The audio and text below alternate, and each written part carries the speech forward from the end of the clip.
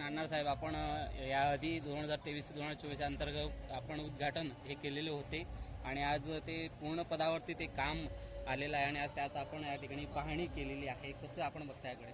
उद्घाटन नाही केलं होतं, त्याचं भूमिपूजन केलं होतं. माझे आमदार लता सोनवणे यांच्या प्रयत्नाने महाराष्ट्राचे माजी मुख्यमंत्री आदरणीय एकनाथरावजी शिंदेसाहेब यांच्या मार्गदर्शनाखाली जिल्ह्याचे पालकमंत्री गुलाबरावजी पाटील, गिरीशभाऊ महाजन यांच्या सहकार्याने, अनिलदादा यांच्या सहकार्याने जिल्ह्यामध्ये चोपडा तालुक्यात खूप सारी कामं आहेत. माळी समाज बांधव, त्याचप्रमाणे भोई समाज आणि राणा राजपूत समाज, सर्व सामान्य व्यक्तींचा विचार डोळ्यासमोर ठेवून जे हिंदू हृदय सम्राट सरसेनापती बाळासाहेब म्हटले 80% समाजकारण आणि 20% राजकारण, समाजाच्या घटकापर्यंत शासनाचा निधी पोहोचवून समाजाला त्याचा उपयोग कसा करता येईल यासाठी सातत्याने आमचे प्रयत्न राहिले.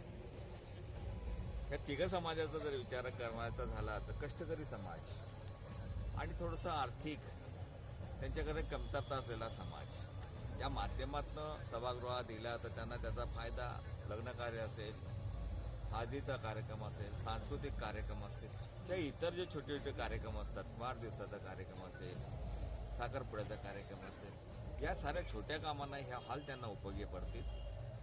समाजात जर विचार केला तर या समाजांना एवढा निधी दिल्यानंतर त्याचा उपयोग त्यांनी त्यांच्या विकासामध्ये केला गेला पाहिजे. मग त्याच्यामध्ये जर शैक्षणिक मुलांसाठी रात्रीच्या वेळेला जर तिथे लाईट लावून, ट्यूबलाईट वगैरे लावून तिथे शाळेचंच प्रमाणे वर्ग तयार करून दिले, म्हणजे ज्या पद्धतीने क्लासरूम तयार करून दिले तर त्यांना अभ्यासालाही सुद्धा फायदा आणि ज्यावेळेला लग्न कार्य असेल त्यावेळेला त्याचा उपयोग होणार आहे. मी या समाज बांधवांना, तिघ समाजाच्या बांधवांना हेच सांगणार आहे की हे सभागृह आपल्यासाठी देत असताना या सभागृहाची स्वच्छता राखणे, चांगली निगा राखणे हे त्यांचं सुद्धा कर्तव्य राहणार. हे तिघ सभागृह एका ठिकाणी देण्याचा माझा हेतू हा होता की एखादे कार्य असल्यानंतर तिघ कार्यालय त्या कामात येतील.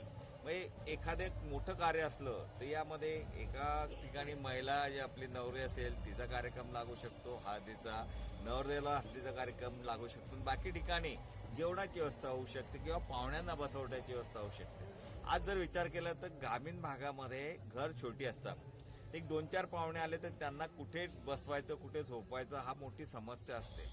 एक हॉल असला तर त्या हॉलच्या माध्यमातून 5-25 आले कुणी पाहुणे तर त्यांना तिथे सोय करता येईल ही एक भावना यामागे आहे.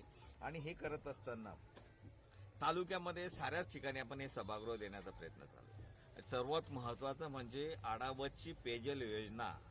हे आमचं स्वप्न होतं की या गावामध्ये 20-20 दिवसानंतर पाणी येतं आणि पाण्यासाठी आमच्या भगिनींना, आमच्या माणसांना रात्री बेरात्री उठावं लागतं, वन फिरावं लागतं. म्हणून आपण डायरेक्ट आता ही योजना तापीवरनं घेतली आणि त्याची पूर्णत्वात आलेली. फिल्टरपर्यंत पाणी येऊन गेलेलं आहे. संपूर्ण टेस्ट घेतल्यानंतर गावामध्ये पाणी आपण देणार आहोत आणि तेही फिल्टरचं पाणी देणार आहोत, शुद्ध केलेलं पाणी देणार आहोत. आता आलेलं पाणी डायरेक्ट दिलं जातं, त्यातनं रोगराई वाढण्याचं, किडनीचे प्रॉब्लेम वाढण्याचे आणि वेगवेगळे डिसीज होण्याचे प्रमाण जास्त आहे.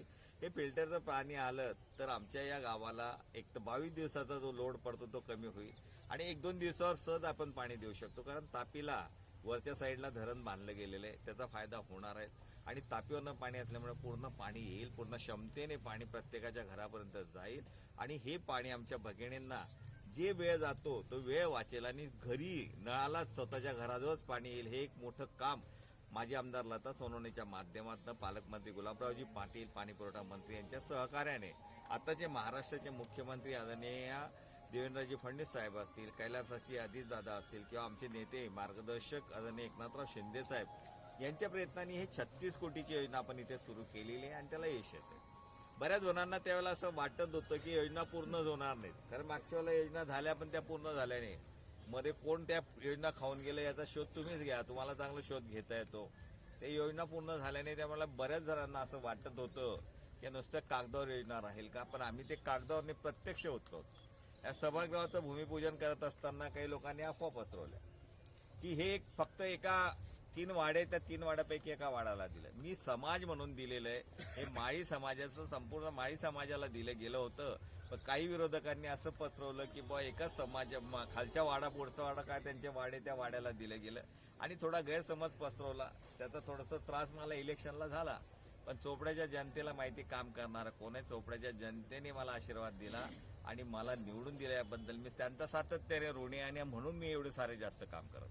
आता मला जाणवलं की जाताना बाहेर तिकडच्या साईडला भिल समाज आपल्या भोई समाजाच्या मंगल कार्यालयाकडे जाताना जागा छोटी राहील. मी त्यांना बोललो की ही जागा जर मोठी ठेवली असते तर तिघं कनेक्टेड झाले असते आणि अडीअडचणीला तिघं कार्यालय आपल्याला वापरता आले असते. ठीक आहे, जे झालं त्यातनं मार्ग काढा.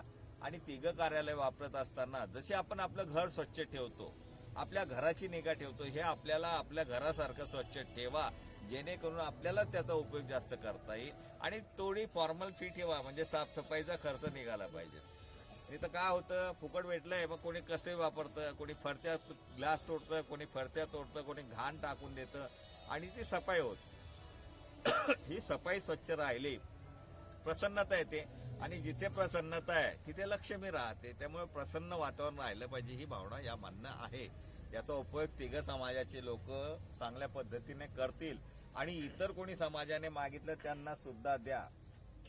तर एखादी छोटा समाज आहे त्याला तुम्ही आला तुम्ही म्हणाल की नाही आमच्या समाजापुरतं आहे, समाजाने मोठा व्ह्यू ठेवायचा.